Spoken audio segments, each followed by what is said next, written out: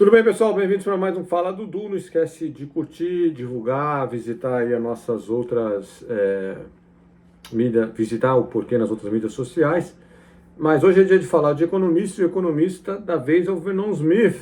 O Vernon Smith, que nasceu nos anos 20 do século passado e ainda está vivo, com 90 e poucos anos. O Vernon Smith ganhou o prêmio Nobel em 2002, junto com o Daniel Kahneman, né, e o prêmio Nobel meio que foi dado para essa nova área, digamos assim, da economia que eles desenvolveram, que é coisa meio que experimental, e também ligando, jogando, né, aí principalmente o Daniel Kahneman, as coisas psicológicas, vieses, etc., olhando para como o ser humano de fato se comporta e vendo se ele se comporta como a gente diz que ele se comporta dentro dos modelos, né? Então, lá nos nossos modelos tem lá os agentes, a firma, o consumidor, e a gente quer saber se assim é uma boa hipótese, né, as que a gente faz de maximização de lucro. Bom, os resultados de equilíbrio geral em economia foram formalizados nos anos 50. Nos anos 50 era quando o Vernon estava meio que tinha acabado de acabar o doutorado dele, né, de terminar o doutorado dele. É um cara que sai de Harvard, vai dar aula em Purdue, fica uns anos lá, mas o grosso da carreira dele é na Universidade do Arizona, o Vernon Smith. E é ali que ele meio que começa antes, na verdade, mas é ali que ele vai desenvolver e capitanear, né, a pesquisa nessa área que a gente chama de economia experimental.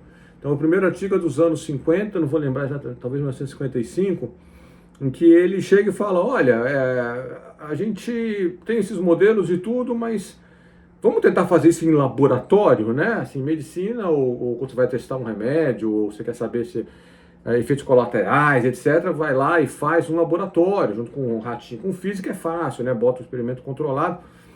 E esse cara, o Vernon, é o cara que falou assim, olha, vamos fazer algo similar com seres humanos para entender o comportamento deles. Então, por exemplo, esse primeiro artigo, você vai abrir, lá tem os gráficos de demanda das pessoas, né? Ele divide um grupo aleatório, você pega um grupo de não sei quantas pessoas, metade vai ser comprador, metade vai ser vendedor. Aí os vendedores recebem um papelzinho dizendo, olha, você não pode vender por menos que isso, que é o seu custo de produção, digamos assim, né? E aí papeizinhos diferentes para diferentes caras. E aí ele vai formando uma curva de oferta com custo marginal, etc. E do outro lado tem os demandantes. Então, ele quer explicar, como ele anuncia no começo do artigo, equilíbrio competitivo, né? Essa ideia de equilíbrio competitivo.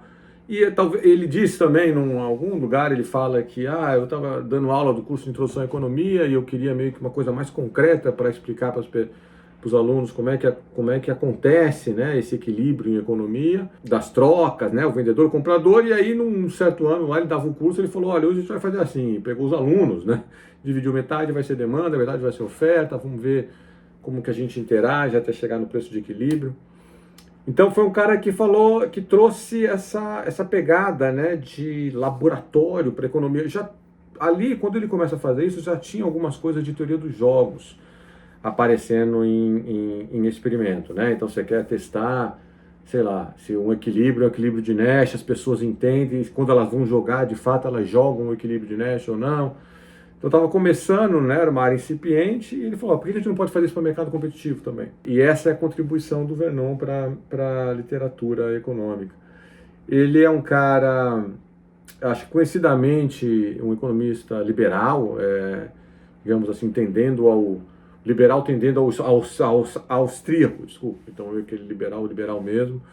E, inclusive tem esse fato curioso sobre o Vernon, que em 2009, quando o governo americano estava aprovando aquele pacote gigante para resgatar a economia, né, do calabouço, do fundo do poço, o Vernon foi um dos caras que lá assinou. Teve vários outros economistas famosos também que assinaram.